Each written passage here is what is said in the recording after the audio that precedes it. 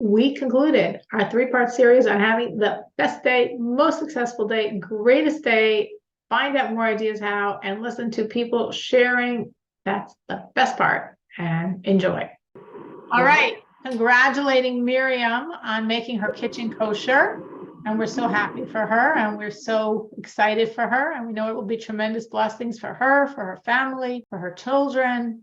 And now we're going to continue what we've been discussing these past 2 weeks. And we would like to conclude it this week, which is the idea of having this great, best, successful, wonderful day. What do we do? And we gave a lot of different ideas.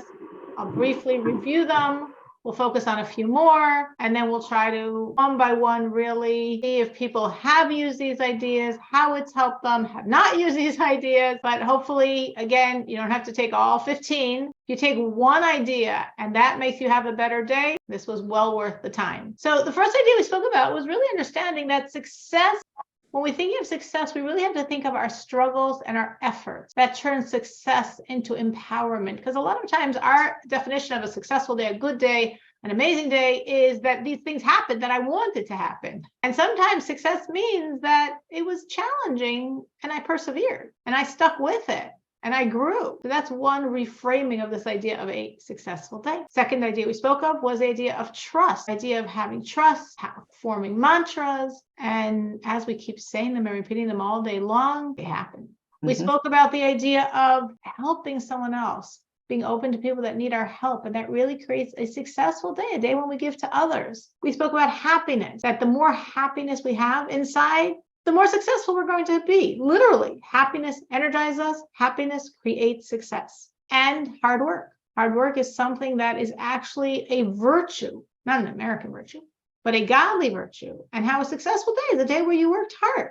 We spoke about not getting affected by other people and their opinion of you and their negative energy, not getting drawn down. We spoke of adding in Torah, understanding this is such a precious opportunity to help us, knowing there's only one God, no other power, knowing that we always need to leave our Egypt, our limitations.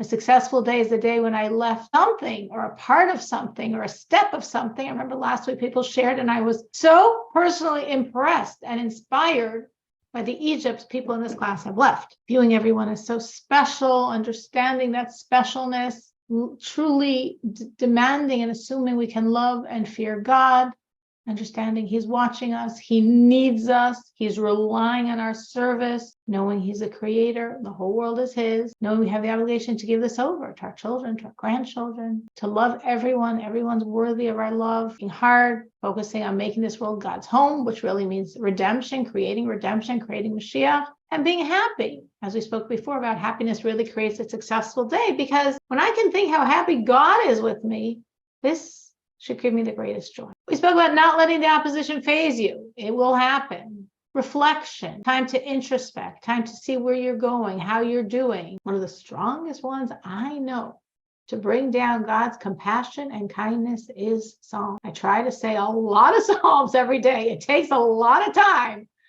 But I know it says if we only knew the power of Psalms, we'd be saying them all day long. So obviously I'm not saying them all day long, and whatever time I'm saying with them is very well spent time, because line by line, word by word, chapter by chapter, I am bringing down God's kindness and compassion. I need it. Trust me. And adding in Psalms, in Tehillim, in Psalms, because that really is such a catalyst. Like we all probably do. And that's why a successful day, a good day, a positive day is really a day when you say Psalms and bring down God's kindness and compassion. So those were a number of the ideas that we discussed until now. I want to focus on a few more, and then I want everyone to really take time to reflect. As we said, one of the qualities of a positive day is the day when we're reflecting over all of these. Which have they done? Which would they like to commit to? And really understand that any one of these, all of any of these, really, really, really will. And that's what we like. The next idea I want to focus on is humility. When we're thinking of a good day, a positive day, a great day, you might not have put humility as one of the coordinates of that good day. Why am I thinking of humility? Because I make plans, I make lists. We'll discuss that soon. And like most of the time, my day does not go the way I planned. Doesn't always go the way I expected. It doesn't always go the way I wanted. So there's a certain humility piece that we need to really have a good day every day by understanding we give it over to God. We plan, we're supposed to plan, we make lists. I spend a lot of time making lists, but I don't run my life. God does. So when my day goes what I might call off, and sometimes, literally it's minute by minute, the list, but generally life doesn't follow a piece of paper. And I have two choices. I can be relaxed or I can be uptight. I can be having a positive day as it doesn't go the way I planned it. I could be stressed because it's not going the way I planned it. So there's a certain humility piece of like, we plan and we're supposed to plan. We make schedules. I believe we're supposed to make schedules. And then we know that God runs his world and life rarely follows our plans. So we're supposed to make the plans and we're supposed to have the humility, leaving the space for him that I don't run my life. I don't run my world. And whatever happens, I trust this is what you want. How do I know you want it? Because it happened. It happened. That's my proof you wanted this. So I think that's a really critical piece, even though you might not think of it in terms of a good day. I think it's a really critical piece because if your day is anything like my day, if you don't have that piece, most of the days you'll be upset because it didn't work out the way you wanted. It didn't work out the way you planned. It didn't work out the way you scheduled. You didn't accomplish what you needed to accomplish. You didn't achieve your goals. And we spoke about achieving goals and how wonderful that feels. It does feel wonderful. And a lot of times it doesn't happen. A lot of times it doesn't happen, not because you're lazy, not because you were, lazing around on your phone and eating chocolates, because God had other plans for the day. Other things happen. And that's part of our humility to say, okay, God, I give it over to you. I do my part and I let you run my world. Another piece, and I see Menucha's not on yet or on tonight, but I know she mentions this several times, is the idea of prayer, davening. There's twice a day that we're supposed to turn to God and talk to him officially, in the morning and in the afternoon. There's a third time, really, we do it evening, morning and afternoon, but women are not obligated to pray in the evening. But in the morning and the afternoon, there is actually an obligation for women to pray. And very often we might feel, I don't have time for this. The morning prayers are, the afternoon prayer is short. Like, you've got 5 minutes, you should be good to go, maybe 6. But the morning prayer is longer. Of course, you don't have to say the whole thing. And of course, you can, with guidance, understand which parts you should focus on. But you might still feel you don't have time for it, even if you are narrowing it down to 8 minutes or 6 minutes. And I think the sort of rule of thumb is the less time you have for it, the more you need it. When we pray, we're turning to God. We're asking him to be part of our day. We're asking him to be part of our struggles. We're welcoming him in. And the more he's in, the more it creates what we call a successful day. So the morning prayer and the afternoon prayer is a bit of a different energy. In the morning, we're really laying the foundation of the day. And as I'm saying, rule of thumb, the more pressured you are, the less you have time to talk to God. That's exactly when you need him even more. You have to stop, breathe, maybe remind yourself of times when you didn't pray and things really went awry, or times when you did and you really saw it worked out even though it shouldn't have. And then just stop, breathe, and pray. Well, how could I pray? I can't read Hebrew. Nobody's expecting you to read Hebrew. Plenty of prayer books available in English. Get them as an app on your phone. Buy it and order it online. Go into a Jewish bookstore. It's in Russian. It's in English. And if you haven't started praying because it sounds very intimidating, you can ask me for the shortest version. I will show it to you. Maybe it's going to take you like 4 minutes, and then you can build up from that point. But what we're really doing in these prayers is creating a positive foundation for the rest of the day. We're supposed to pray in the morning. Morning prayer, again, if you prayed at 11, God accepts it too. But I think the idea of praying in the morning is really saying, I'm founding my day on God. I'm welcoming God into my day. And maybe I pray 4 minutes, and maybe I'll start praying 6 minutes, and maybe I'll start praying 8 minutes, and maybe I'll start praying 10 minutes or 20 minutes or 30. I mean, it gets longer and longer and longer. Trust me, there's a lot of prayers in the morning. But again, I know when I pray and I'm so busy and I've got so much to do and I'm taking all this time to pray, I'm not wasting my time. I'm helping everything's going to happen for the rest of the day. I'm bringing God in. And the afternoon prayer, I said, is short for everyone. I mean, the morning prayer could take an hour, but you could whittle it down to 4 minutes if you have to, 5. But the afternoon prayer is short.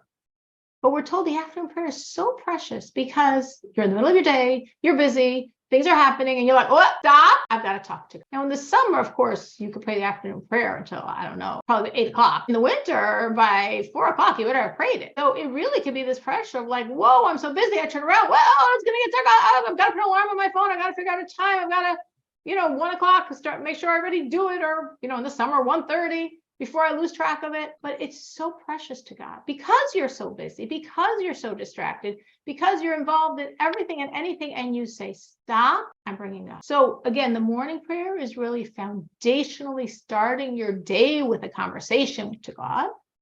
And the afternoon prayer is saying, God, you're my priority.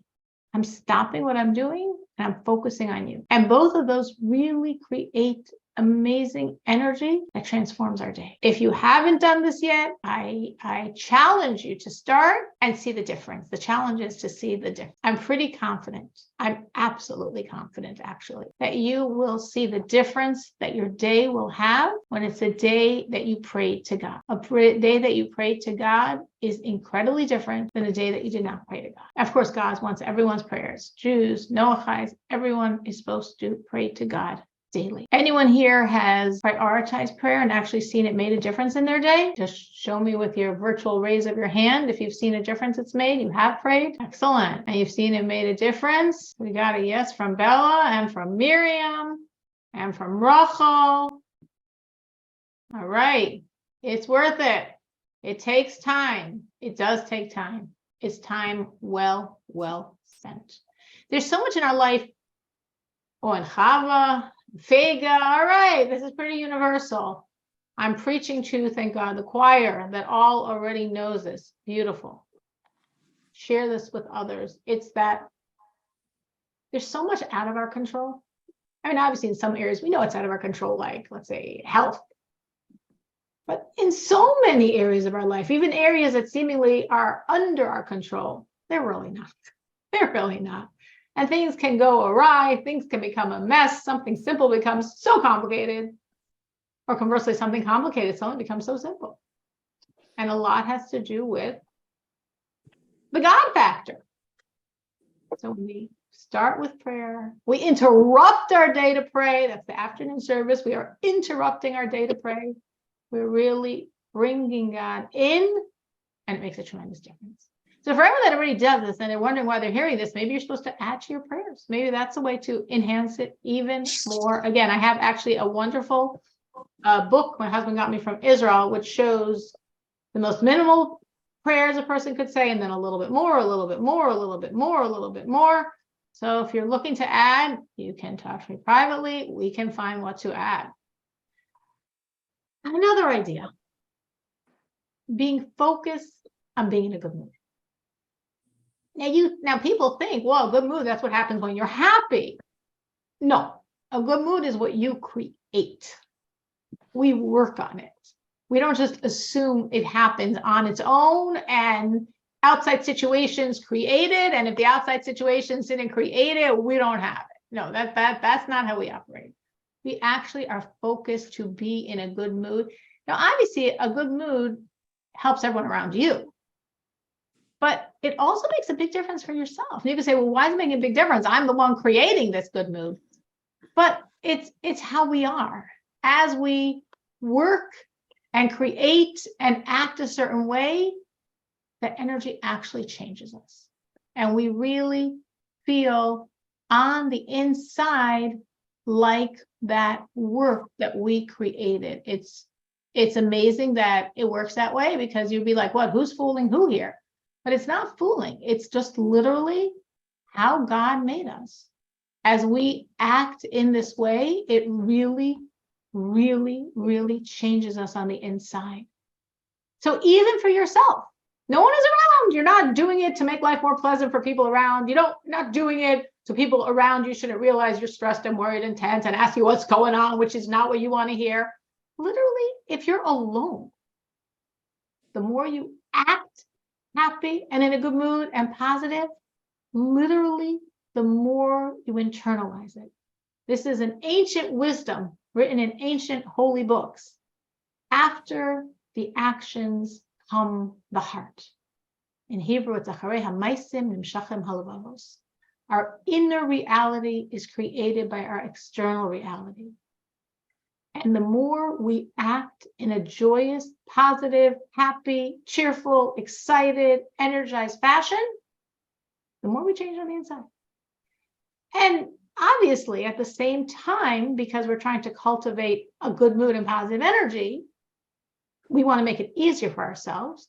So we should remove any negativity that pulls our life down, within and without. Listening to the news on the radio is a real downer. Don't turn it on. Some foods you eat really trigger you to feel not good, not happy, physically, emotionally. Don't eat them. Don't have them in your house if you can avoid it, because it's hard. I don't know if it's especially hard in our world today. I don't remember all my past lifetimes to know what it used to be like, but it's hard for us to really maintain that good energy. Some people have it a little challenging, and some people have it majorly challenging. But we all have to work on it to a certain degree. We all have to guard it. We all have to nurture it. So we have to, on one hand, act it till you feel it. At the same time, we also have to be kind to ourselves. And we have to really look at the world that we can sort of control and say, what in my world triggers me, pulls me down, makes me feel not so happy? We don't mean here toxic people. We already spoke about toxic people. I mean the things in your world. Like I said, the food you eat. For some people, the fabrics they wear, the smells in their home, the quality of the air. And conversely, if you have a scented candle and it helps you feel good, go for them. The lighting. We have to really ask ourselves, what can I do to help myself maintain being happy, being in a good mood, feeling positive, feeling good? Anything I could do to add, I deserve it. Anything I can take away, again, some things you know are a problem and you cannot do anything about them. Okay. But what I can take away, I'm worth it. It's important enough. Happiness, positivity is a really important virtue. God is found where people are happy. It's a godly virtue. If you need to convince yourself to do it because it's a godly virtue, it's a godly virtue. Really think, got to fake it till I make it. And I've got to remove those things that make it harder for me. And I've got to add the things that make it easier. I've got to focus on myself.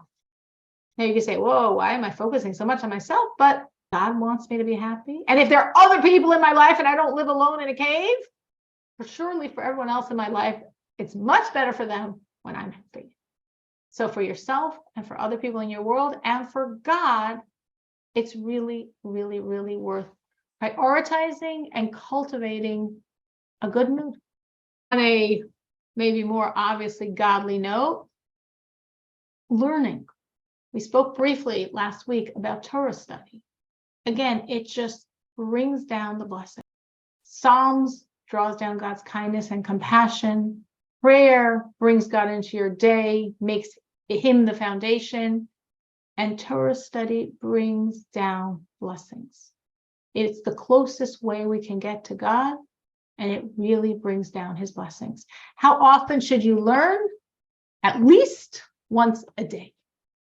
Now, nowadays, learning once a day is not as challenging as it used to be, because you could go online, you could have it on your phone, you could have people send you on WhatsApp, you can have it on Facebook. There's so many ways to access learning in whatever language you want. You don't have to actually literally open a book, though that's a wonderful thing to do, and that's my favorite way to learn. It's really the only way I can learn is by opening up a book. But if that's not your mother language, if that's not your natural go-to, you can listen, you can watch. There's so many videos, there's so many audios, there's 5-minute classes, there's 2-hour classes, there's you're in a car, could fill the time, you're washing dishes, you could turn something on. Try to bring in Torah study at least once a day to help the energy of that day. Because it really makes a difference. It really purifies the air and changes the quality of the day, having God connect you through Torah. Torah is the most intimate way we can become one with God. So when we at least once a day allow ourselves that intimacy, it really makes a difference to the whole day.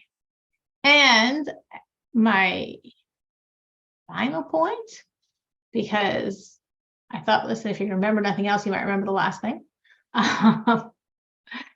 is time management. I think, I know maybe it's just me, I think it's something we're all so challenged by. Time management in a spiritual way means where you are, be there completely. Otherwise, you waste a lot of time. It's a spiritual virtue. We actually have a term for it in the Hasidic world. The person who is, wherever he is, he's there completely, is called a pnimi. That's the term. A pnimi literally means an inward person, a person of some relationship to what he's doing, that whatever he's doing, he's totally invested in. There's actually a story within a story within a story about the Lubavitcher Rebbe. How you say 3 stories briefly, I will try. It's like a frame story, a story within a story within a story. So the most outer story is that this was in 1970, and something very big was going on in the world of the Rebbe, in the world of Chabad, at 1970 on the 10th of Shvat, the date of passing of the previous Rebbe, the date the Rebbe ascended to leadership of Chabad. And for the first time ever, because this was such a special, amazing thing, a group of followers of the Rebbe, a group of Hasidim from Israel, came in for this special time. And this was very unusual. Nowadays, it's the most common thing. And anytime you go to 770, for anyone that's ever been to 770, and I hope you have been and hope you will be, I mean, everywhere you turn, you see people from Israel. But in 1970, it wasn't like that. You know, a plane ticket seemed astronomical, out of everyone's reach. People were poor, tickets were expensive, and who in the world was going to spend the money to fly to Israel? So this was a hugely unusual event, and a group of people came for this very, very special 10th of Shvat, 1970. Now, it's the day they're leaving.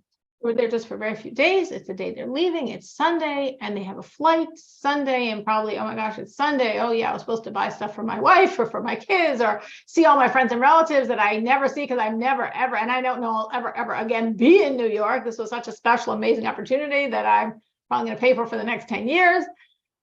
And suddenly, as this group of visitors from Israel are like sort of making their final day, doing all the things they never got around to doing the previous few days, suddenly there's a surprise for Branyan.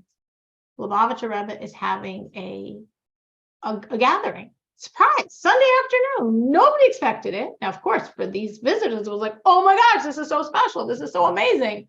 This is unbelievable. Like, what a gift. And they run, and they're there, and they're so excited. But then the Farbrengen keeps going, and then they start getting a little nervous and antsy and like, wait, I was supposed to visit relatives. Well, definitely no time for that. I was supposed to do some shopping for my wife. No time for that either. Well, I need to I need to make the plane. And the Farbrengen kept going on, and they were getting really nervous because, like, we're gonna leave, we're gonna walk out in the middle of Farbrengen. That's like the rudest, most horrible thing to do in the world. On the other hand, if we don't, we're gonna miss our flight. And then how in the world are we gonna get back to Israel?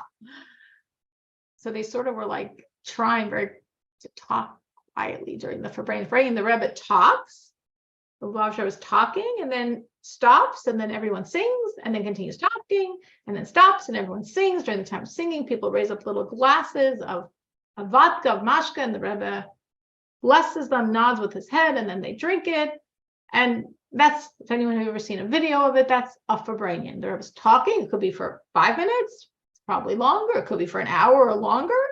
And then there's the singing and the lifting up their cups to the Rebbe, and then the talk, and then the singing, and then the talk. That's how it goes. How long is the Farbrengen going to last? As long as the Rebbe has the Farbrengen. How long is the talk? As long as the Rebbe talks. So in other words, they have completely no idea. And this whole Farbrengen was a complete surprise. And they were so excited, but now they're getting really nervous because they're really scared they're going to miss their plane. So in very quiet voices, they're trying to strategize what to do. And they decide the next time, I mean, they're not going to walk out when the Rebbe's in the middle of talking. Like that, they cannot do.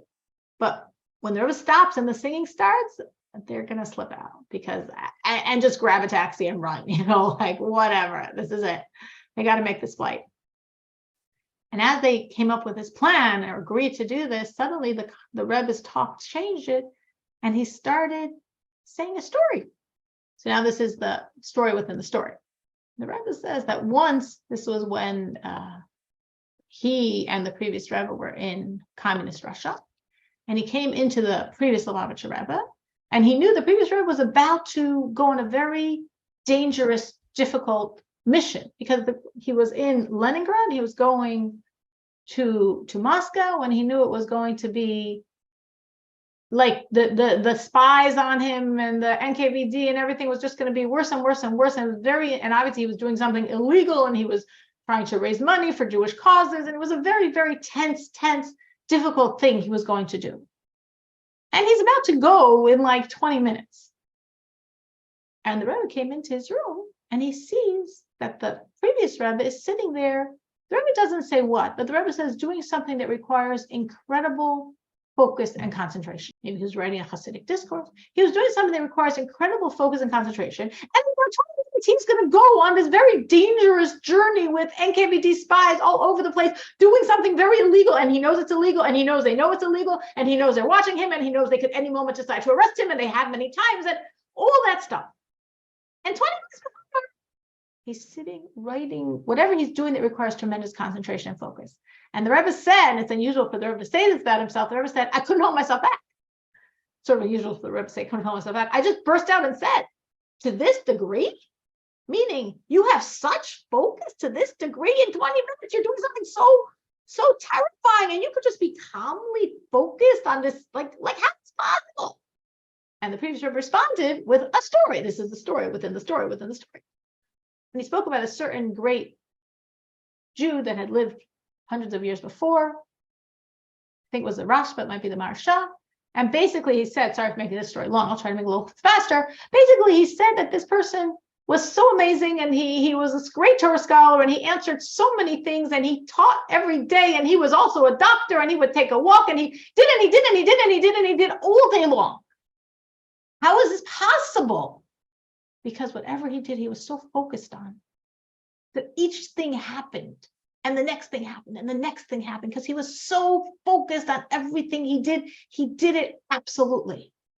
And so the previous Rebbe was sort of saying, like, so to speak, I'm trying to do the same.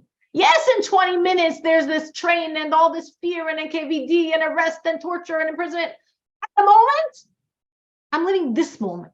I'm not living what's happening 20 minutes from now. I'm using this moment. And then the Rebbe continued that at this moment, El Al doesn't exist, JFK doesn't exist. The only thing that should exist is your Farbrengen. But we're human and it's hard. So we're going to stop it now. So instead of the Hasidim having to leave in the middle, as they felt so bad to do, the Rebbe ended it for them. We're going to stop it now, and everything will work out. And the Rebbe ended the Farbrengen, and the Hasidim jumped in a taxi, and they got to the airport. Sure, they had missed the plane by now anyway. It was after the time the plane was supposed to leave, and the plane was waiting for them. And they made their flight back. And it's a wonderful, practical concept for us in our lives. This applies every day. It might apply all day long, every day. It is just so real, our challenge, or maybe I'm just talking about myself, my challenge, wherever I am, not to be distracted by other things. If you're in one place and thinking about something else, you're nowhere. You're not where you are because your brain is somewhere else, but you're not somewhere else because you're actually here. So where are you? You're nowhere. And sometimes we like to convince ourselves that we can multitask. Like, say, when I'm cooking for Shabbos And okay, it's a perfect time to talk on the phone. I'm cooking anyway. But I do notice this funny thing that my husband has always tried to convince me for years, which is when I'm cooking and talking on the phone, it takes me a lot longer to cook. It just does. We just have to look at ourselves and say, okay, can I really be this pnimi? Can I really be completely invested in what I'm doing? I think organization helps. As I said, I make lists nightly. It's my survival. I can't fathom living without doing that. I think something else, so that's sort of like on the positive, organizing yourself. By me, it's a list. Someone else has another way of doing it to really manage your time. I think something else that we all struggle with more or less, some of us very less and some of us very more, is how much our phone controls us or any other device that we have in front of us. It could be our laptop, it could be a tablet, whatever, it could be multiple ones. But if we're not really on top of it, somehow insidiously, we can waste a lot of time on it, reading things, watching things, responding to things, surfing things. We're not doing anything wrong, we're not doing anything bad, we're not doing anything inappropriate. But it wastes a lot of time. A very simple tip is shut off all dings on your phone. You don't need your phone dinging to you, because the purpose of those dings is to distract you. That's the idea. It's designed to distract you. Distraction is the opposite of being this pnimi, this inner person, being this person who controls time and is not controlled by things. I try to close my phone. I'm not always so successful. You always think, but I might miss something, but I've learned it's okay. It's okay. It's the opposite of this pnimi behavior. A non-pnimi is in the middle of doing something else, needing to check your phone, check your statuses, check your WhatsApp, check your Facebook, check your texts, check your emails, like in the middle of doing something else to distract yourself. Like not only do things distract us, sometimes we distract ourselves. But the more we can really look at what's happening and really trying to be honest with ourselves and really manage our time. Now you could say, I got plenty of time. Okay, so I'm doing all the things you said and more, but it's no big deal. I got the time. But you might as well utilize the time you have. Time is the most precious thing. A successful day is a day when you utilize your time. When you look back at your day and know you used it wisely. Does someone have their tips for time management? Because I don't think it's just me. I imagine many of us struggle with that. Does anyone have their tips, how they more properly manage and more succeed in controlling instead of being controlled by other things? I can second what you're saying. And I've been preaching it at work as well, that multitasking doesn't work. And I know it for myself, I know it for all the people I'm working with, that multitasking doesn't work. And the problem with it, we think we're doing two things at the same time, but we're not doing none. And then we're not focused, we don't remember. So the problem is we don't even remember what we said, what we heard, and then we have to, I don't know, redo it again or make a mistake. So yeah, I'm a huge advocate about not multitasking. Even cooking and talking on the phone, yes, cooking takes much longer. And still, it's not the same. Like when you talk on the phone, like when I talk on the phone, I sit down and do nothing. And I always thought that that's like a problem with me, that other people can do multiple things. But I'm glad to hear from you that maybe it's not something wrong with me. When someone is talking to me about anything serious, even if I call them when I was cooking, though I know I shouldn't, but whatever, or I was washing dishes or doing laundry. Now my phone doesn't have service in the basement, so for some strange reason I can't do that anymore. But in those, what I would call mindless tasks, cleaning my kitchen.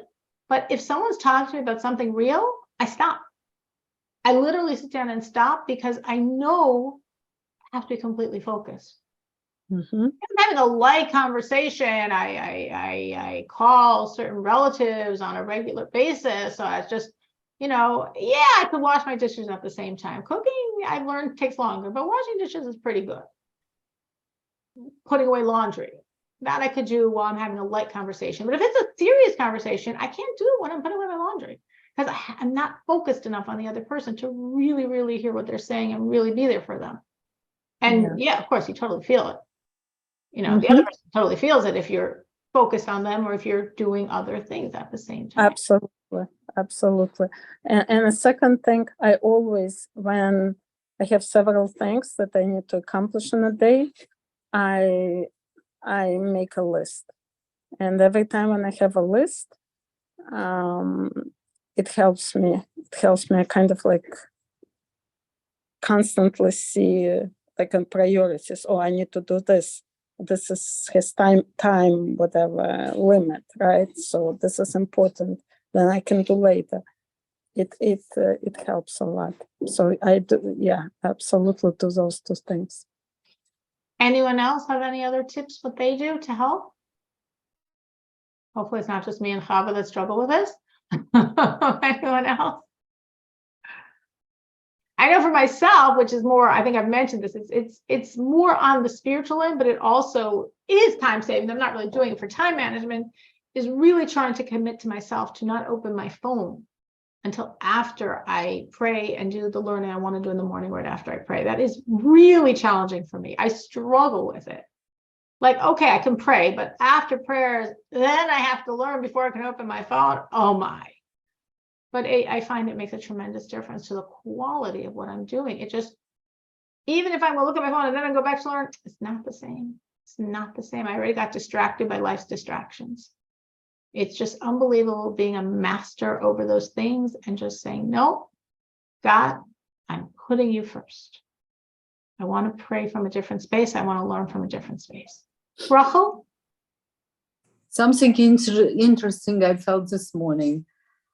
As you said, I also have like minimum parts for my prayer. Sometimes I'm short on time. I would like to find out from you which ones actually I can pick, but I have my own system. This is minimum and this is maximum. And this morning I was like, I feel I want to do maximum. I have time. And then I was like, this is a special day. That's why I have this feeling. I was impressed by this situation. Your connectivity, you picked it up. Yeah, I think so, because I thought about it not right away. After I decided that I want to pray today as much as I can. Wow. And then afterwards you connected the dots. Then I was like, I remembered about this day. Wow, that's special. Yeah. That is special, yeah. Because it makes sense. The energy is out there. When the energy is out there, sometimes we merit to feel it. Without even knowing it, we feel it. And then we make different choices because of it. It's really special. That is really special. I find it makes such a difference. And again, we look back and did I use the day? Did I waste? Even to me, if I waste some of the day, I feel like, oh, I don't want to be wasting my days. I want to be using my days. We have 5 minutes left. Okay. So in 5 minutes, not take us more time than that. I thought we'd have more time, but as we're talking about, this is fine. 5 minutes is perfect. I'd like to review what we've raised over these 3 weeks. This is the final of these 3 weeks on this subject, on this topic. And I'd like people to share. You could just share by virtually raise of hand if you've started doing any of these things or you already were doing it. And if it's helped you, maybe to tell us anything you've done that's helped. Because I think it's really beneficial when we look and we say, oh my gosh, someone started doing this or was doing this before. That's great too. And they claim it helps. It really helps. It makes, they see a change. Now, of course, it's fine if you haven't done anything, but then what I would think is maybe you can also raise your hand if you, okay, I'm talking about a virtual hand, or Bella that I could see. Everyone else is gonna be a virtual, and Rachel I could see, everyone's gonna be a virtual hand. But if you'd like to, if you want to commit to doing it. So for anything I'm going to enumerate, you can raise your hand if you have done it, like you do this, or you started doing this since we've been discussing it, or you're committing, you'd like to do this. And because I think it's just good for us to have this time, as we said, part of a successful day is to reflect. So we're building in a little reflection into the concept so we can really think like, yeah, now again, don't feel bad if you raise your hand once of the 15 times, because that's fine too. You don't need to have, I'm not expecting anyone to take on 15 things here or say they're doing 15 things. But anything, even one thing is special. Rachel, did you want to add something before we start? That was an Just- accident. I raised my hand because I'm going to use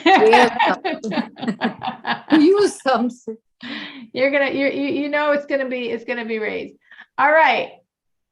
I'm trying to morning prayers to do not just one, maybe 2, 3 Wow, morning prayers. that's wonderful. That is wonderful. That makes a big difference. I'm so happy for you. That's amazing. So you have a prayer book or you have an app? How are you doing it? The morning prayers, the first one, it's after I wake up. And then actually, if I'm going downtown, I'm reading at my train. Great. Yeah, well, or at home. If I work at home, then I'm after I wake up. That's amazing. That's amazing. I'm so happy for you. Makes such a difference to your day. I'm so happy for you. Miriam, what were you going to add? Yes, I wanted to say that last time Rachel and I think Hava and somebody else shared their Leaving Egypt. yes, and as I agree with them all, and it was 100%, but as I was thinking about me, it's so much to do on those ways in my particular situation. I wrote down 4 stickers and I put it, as they actually were talking, I was writing stickers and I put in my the computer where I sit. So I put like, I am not in charge, Hashem is in charge. Life is good and whatever is happening is going to be good. I just have to trust in God. And I'm trying to, as those stickers in front of me, I'm trying to passing by and kind of, I do, but it's always good that they have to get into my bonds, because I can say, yes, I follow, but then I'm tested and I'm not, and I'm failing the test, especially in the area of controlling. I feel like if I'm not going to be there, nothing going to happen. If I'm not going to do my way, it's not going to be right way. And yes and no, but let it go. It's very hard to let it go and give and completely trust in Hashem, in his writing. So that's my first thing I want, and I'm glad that those ladies. Wonderful. Yes, it was so moving. I said in the beginning of today, right. I was so happy, so impressed. So inspired by all of those Exodus. It was great. That was absolutely needed. We need some reinforcement every time. And another thing which I'm watching myself now, and I working on that, is to do bracha before a meeting. That's really So good. You're asking me, yeah. Yeah. And when I forget, I do third bite and I say it, but that's fine. If you try. Forget, when you remember, you say it. Yeah, that's We're what I told try. if you started eating and then you remembered, stop and say it then.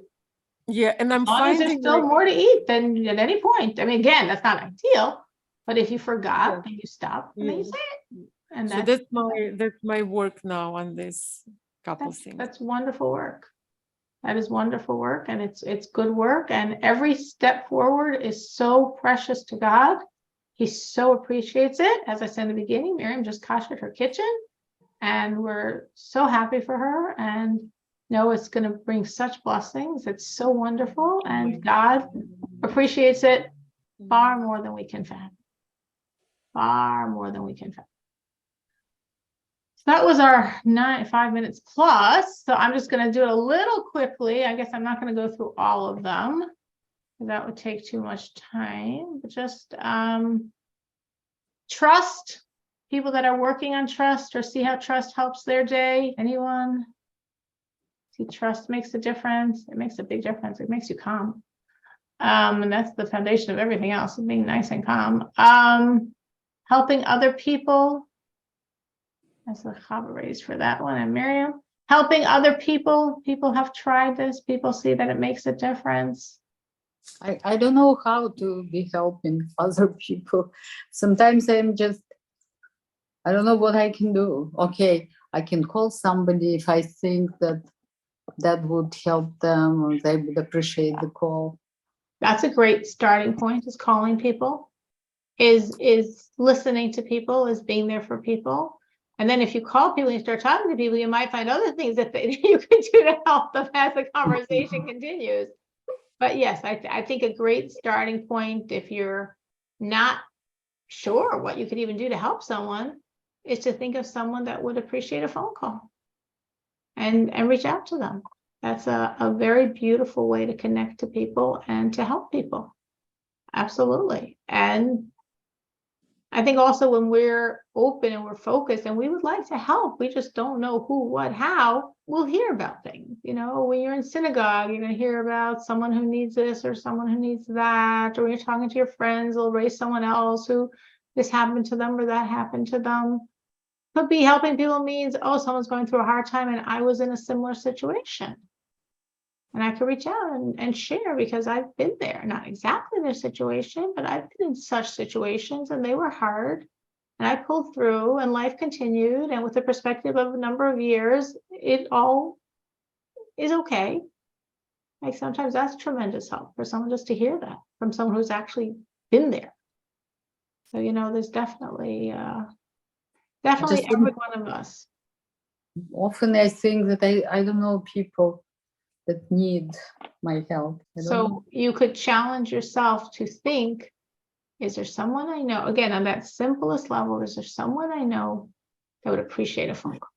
In Jewel or wherever you shop and you see someone, you know, that's trying to get a lot of bags into their car, and you could stop and help them with, you know, all these like little things, just you're helping another person. It doesn't have to be the most big grandiose things, but it's, you focused on someone else, you thought of someone else, checking out and the cashier looks stressed and whatever, and you thank them, use the name you see is on their little label, smile at them, say you appreciate it. That's helping someone. It's acknowledging they're human and they're a person too, and they deserve your kindness.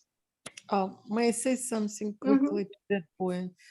In this particular area, I would say I like to give compliments to people. Whatever it could be outside, even though I am in the store, and as you said, cashier, and if I really like something about how she nicely packed my bag, I would say, you did such a great job packing my bag. And you know, people like it. So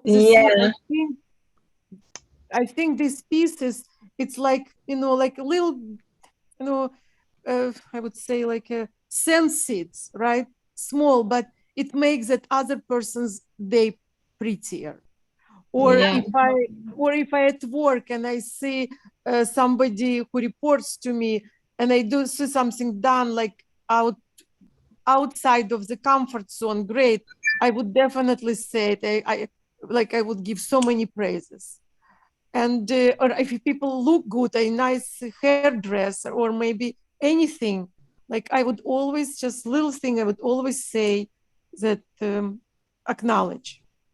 I'm trying to do it too. Bella, you're also trying? Yeah, and actually I'm saying just hi, sometimes not very known people, some, I don't know, just they're happy that I said hi, good morning or something. Absolutely. People very much appreciate it. I Mhm. try when I focus, I'm not always focused, to use a person's name. Like a lot of times we're on a phone conversation and they'll sort of randomly say their name very quickly. And then I try to like mentally focus, remember it, and use their name. Because I think it's such a way of validating you're a person. You're not just this anonymous voice. You're not just invisible. You're not Yes. grayed out. You're a person. You deserve that. Especially- Use your name. And in the store, if somebody helps you out today, somebody in the store helped me out, and she has a tag. So I looked at the tag as I could say, thank you. No, thank you, Jasmine. That's really great the way you helped me out. Exactly. Exactly. Just like that is easy. Yeah. Not necessarily you in a store every day, not necessarily someone speaks to you on the phone every day, but it could be part of our world when we're like really focusing on it. And you can say that's helping someone. Yeah, it is. It is. Imagine this lady for 8 hours is just invisible, and then someone thanks her by name. Suddenly she's a person. I think it's very powerful. It just requires focus. It requires really wanting to make a difference. And then we really do. Really trying to focus on being happy. I don't know if anyone added that. Pushing yourself to work harder, not getting pulled down by other people. I got another hand raised. Trying to build into your day, reflecting, seeing where you are, seeing what you should have done differently, seeing your growth. I think that's really, really helps our days being really good, and then better is when we really take time to process. Say about religious things, the Tehillim, the prayers, the Torah study. If anyone wants to commit to being focused, to be in a good mood, makes a humongous difference. And the last thing I spoke about was time management. You want to try to more manage your time, being in control, not letting it happen that you look back and say, what did I do? What happened with all those hours from after work until now? If you're not working, what happened from the morning until now? To really master your time, be there completely, and have a great day.